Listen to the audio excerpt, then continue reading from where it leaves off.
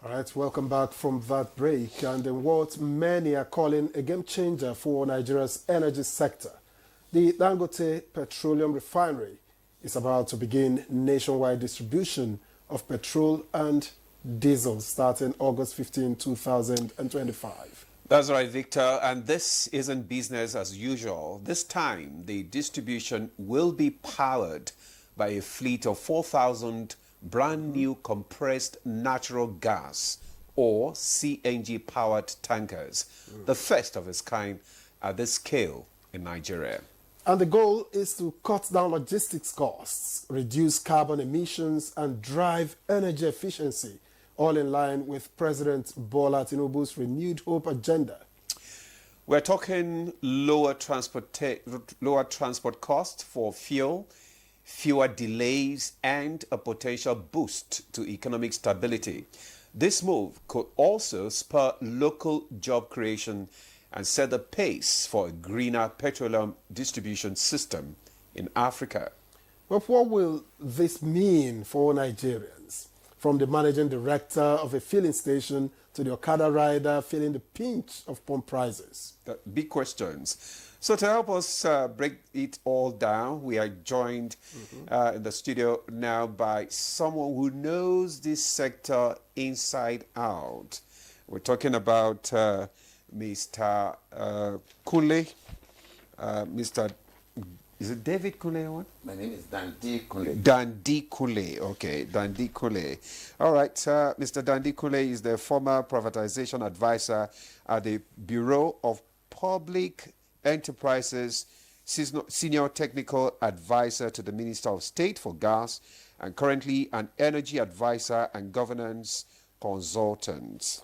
It's good to have you on Good Morning Nigeria. Thank you very much, Victor. Thank you very much. Let's begin with the big news. What's your general assessment of the Dangote Refinery's decision to commence nationwide distribution of PMS and diesel beginning 15th August? It's a good news. I say congratulations to all of us here and the greater audience outside there. NTA is a veritable platform, leading media house in Nigeria historically, and even still doing very well. And this is the right place to convey the message to the most critical stakeholders in the value chain, which is the end consumers and the retailers, because they are the two focus in this conversation. The end consumers, retailers, you and me, who just drive to petrol stations to buy petrol, and then the retailers are the petrol station owners in Nigeria. These are the two most critical focus in this conversation. So the good news is that for the first time in the energy history of Nigeria, a manufacturer, that is the layman language, Dangote Refinery is a manufacturer. He buys raw material, which is called crude oil, from people who produce crude oil anywhere in the world, including Nigeria. And he has built a mega refinery. When you have opportunity to visit there in Lagos, you will be humbled by what one brain has done in this country. You will be humbled with his team, because a tree does not make a forest, with his brilliant team. So now he has built a refinery, a mega refinery that you cannot find anywhere in the world. And he now feeds in the crude and produce petrol. He produces diesel. He produces Jet A1. He produces cooking gas and many other ranges, black carbon for the tire industry, and the inkjet you are using here, the raw material is produced by Dangote. And he produces sulfur, the raw material for sulfuric acid. Sulfuric acid is used for fertilizer. Sulfuric acid is used for alum, the alum you use to purify your water. So ranges, he produces polymer. Polymer is the base for all the plastic you are carrying up and down. Polymer is used in almost everything in the aircraft manufacturing. So having said that, how will he get this product delivered across the country? So the old order, the structure we were running before in the energy sector in Nigeria, particularly petrol and diesel, was that there are middlemen. You can call them wholesalers. They take product in the olden days from Nigeria refinery, from the government-owned refineries, from imports. They hold it in their tank farm. They now haulage it. So at a point, General Gowon said, look, let us unify the price of petrol in Nigeria across the whole country. And then they set up equalization fund in 1973-75 by decree 9, I think. They now unify the price of petrol, the same price in Lagos, the same price in Maiduguri. But that will bring about bridging costs. Because if you truck from Lagos to Maiduguri, who pays for that gap? Price, yeah. And government did not have enough trucks to do that. So people don't know that in the value chain there are many things involved. If you want to move product from Lagos or from Benue to Lagos, you need truck. You need human being that will handle it, logistics. You need holding points. So now they now started that regime like that, and then the cost was being borne by government. So when you add on that cost to the unit cost of petrol, you can imagine what it means. But government was burning that gap, that bridging cost. Now, over time, because of inefficiency, because of corruption, because of discretionary power, that bridging cost became a big cancer for the country. So Dangote now came and said, look, cool, come. If you, the depot owners, don't want to take product from me directly to the retail outlets in Nigeria, okay, I design my own logistic. I will bring my trucks, 4,000, the first set, and I will use clean fuel, which is CNG. That's the only way the presidential initiative on CNG can succeed. When you have large-scale participants like that directly, that's the only way.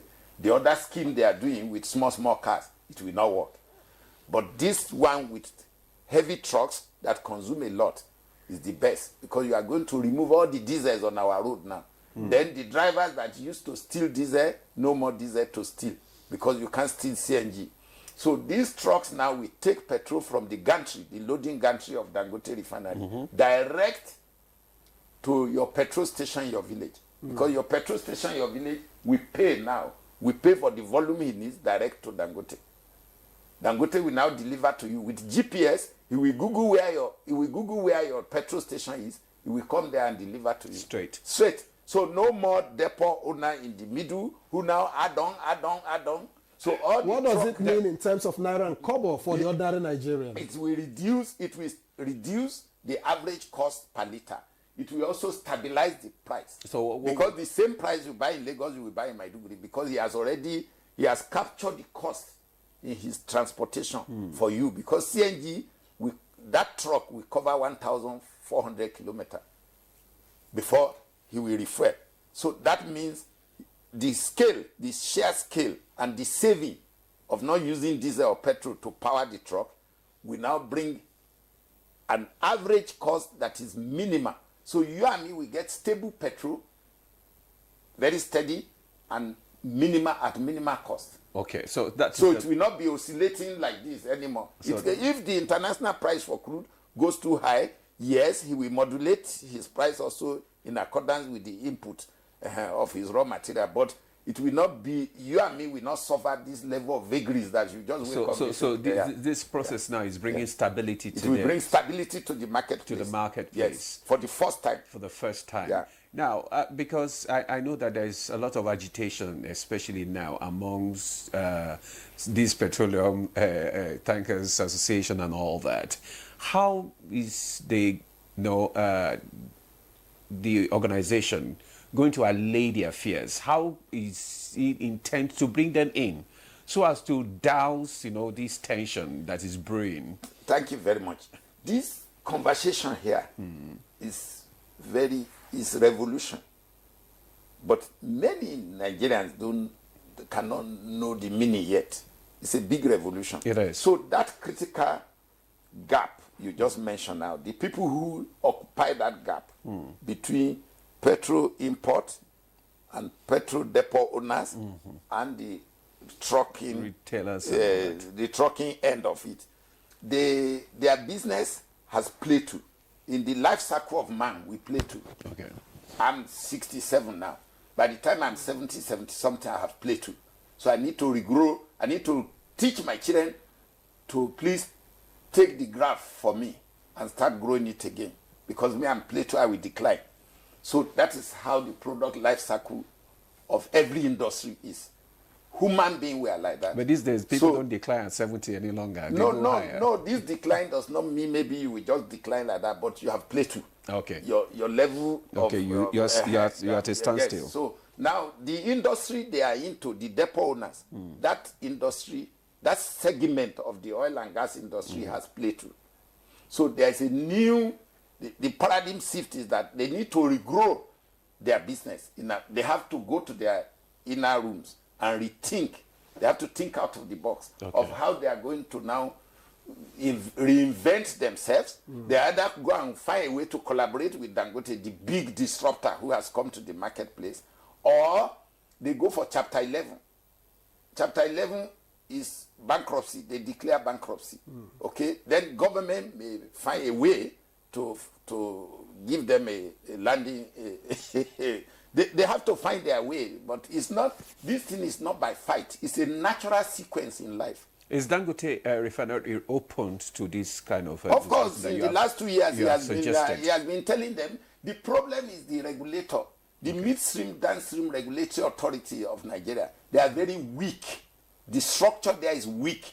They are not proactive. Okay. I say this with all authority and sense of responsibility. So if you need a strong regulator who understands the nature of the industry and the nature of the product and the capacity that has brought to the market, I hope you understand me now. That will allow you as a regulator to sit down and say, oh, look, you participant in this industry, here is the new scenario that is emerging from what this man is bringing to the market. Okay. Come, let us decide now. Let's create man in our new image. Okay, so, but the regulator was sitting there with minimal apparatus, minimal capacity to do anything, and was in fact even insinuating that the refinery of Dangote was not even ready. The regulator was saying like this, gentlemen, Mr. President, I pleaded with President Tinubu on television across the world that he should please visit that refinery. It's been there. President Tinubu visited that refinery the same day Bill Gates came. I was there live.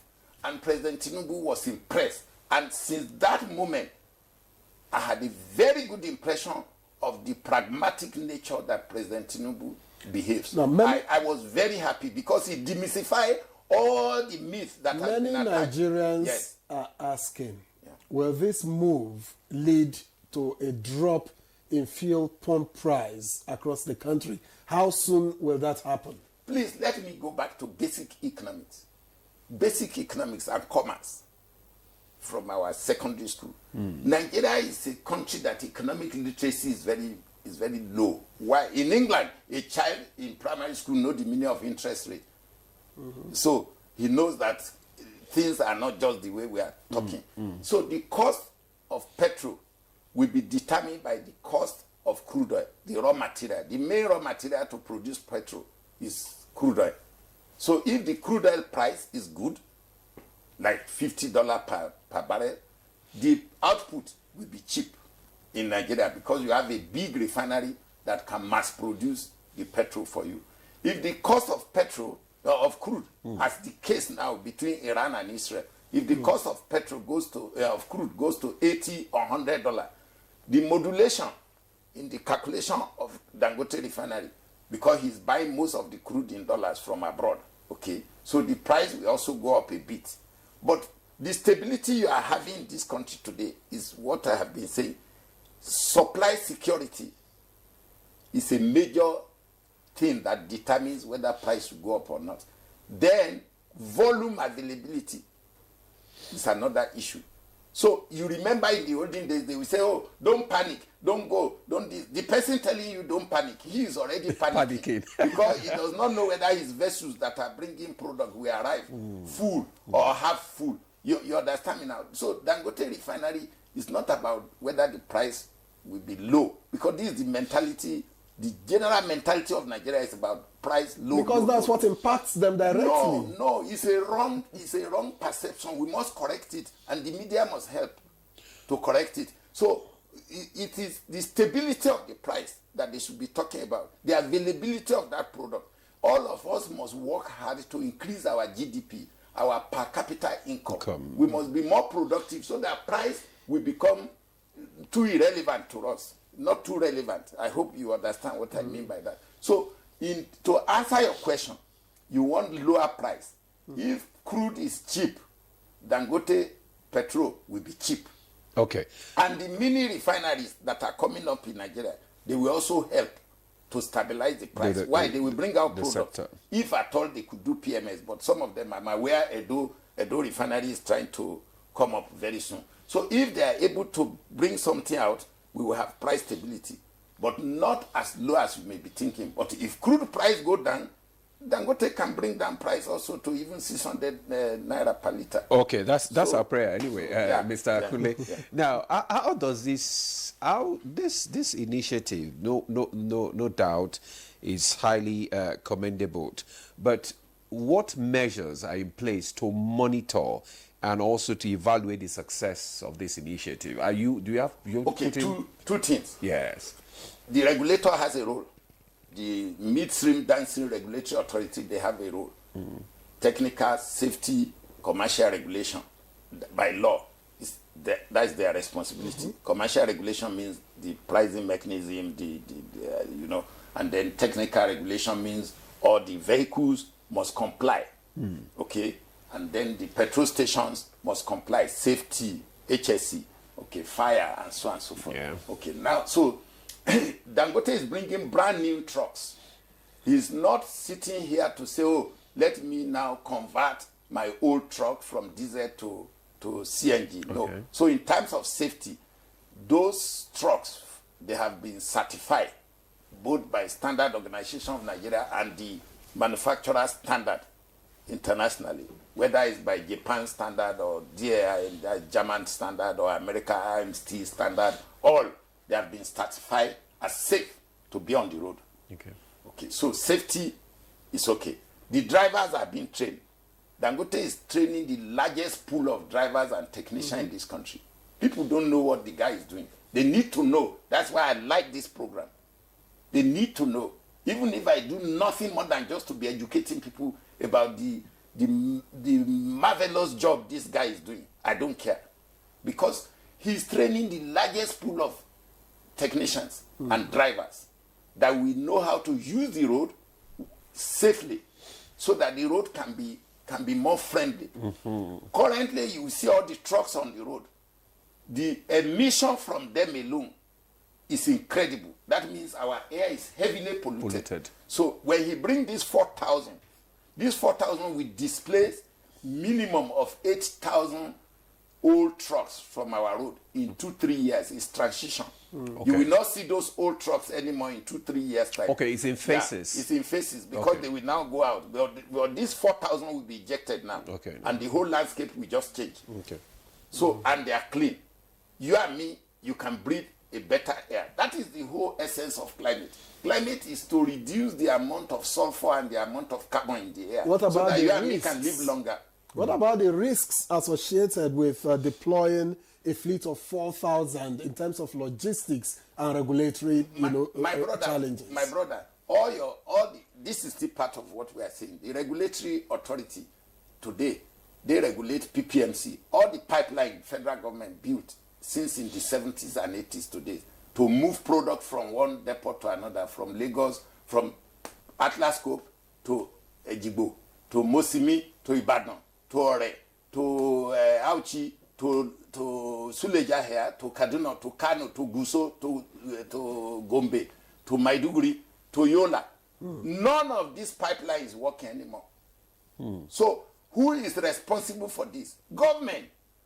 The same midstream, downstream regulatory authority are the one who superintend over this infrastructure. They are not working. All the depots are not working. So what alternative do you have? It was in our eye, in my eye, in this country that we killed railway. South Africa still maintain Spoonet in South Africa still maintain the narrow gauges. No, I'm saying what challenges do you envisage? Because we don't have a lot of time. I'm coming. So the only alternative you have as of today, your river roads are not working. River roads, you dredge the River Niger, capital dredging, no maintenance dredging. So barges cannot go on them. So the only alternative you have in this country today, you and me, is to be on the road. Okay, Mr. Kule. Because you cannot carry petrol by air. You cannot carry petrol to anywhere in this country today except by road. Is there no Okay, challenge Mr. in Mr. deploying Kule, fuel? wait. The challenge will be tackled. It's not all you and me. We are desk officers. You are not out there. Mr. The Kule. guys that are out there are getting things done. Okay. Go on the road and see guys. They don't sleep, even though in spite of the insecurity, guys are on the road. Okay, finally, Mr. You Kule. know what you are using will not be delivered to you in this country. What you and me are consuming this Abuja, who delivers it? Okay. By road. Okay. As we wind up this conversation this morning, I just want us to, just in 1 minute, tell us the impact. The impact of this initiative to grow and develop other key sectors like manufacturing and telecommunications. Thank you very much. This refinery and all the output from the refinery, Yes. Dangote Refinery, in science is called a catalytic project. Okay. It's catalytic. Yeah. So it's going to have a vibrant ripple effect positively on many industries. I just mentioned earlier when we started. Okay, the telecom can get their diesel directly now from Dangote Refinery. They just need to plan their volume on daily, on weekly, on monthly basis, Okay. and lodge it with him and pay. He will deliver to them. So that means the telecom, all the vagaries that IHS, all of them have been having with their base stations in diesel supply, that one is removed. So the same thing with the big manufacturers, the same thing with the big construction companies like Julius Baja. So instead of them giving purchase order to people to go and bring diesel that they are not sure of the quality of the diesel, now that one is over. They will get Euro 5, Euro 6 petrol from Dangote directly or diesel. And that will enhance the performance of their equipment because these are high standard petrol for high standard engines. All right. So I think it's catalytic. So many industry will come up. The tire industry can come back now because it produces carbon black. Dandy Kule, So, I think we have to leave the conversation very here much. because we've run out of time completely. Thank you very much. Dandy Kule is a Next time, former I'm ready. privatization advisor and senior technical advisor to the Minister of State for Gas, former privatization advisor at BPE, and now energy advisor and governance consultant. We thank you very much for your time and your thoughts on Good Morning Nigeria. Thank you very much. Thank So you that's very much. the program. We thank you very much for watching. We'll see you again tomorrow. I am Victor Azu. And I'm Ademolade. Enjoy the rest of the day.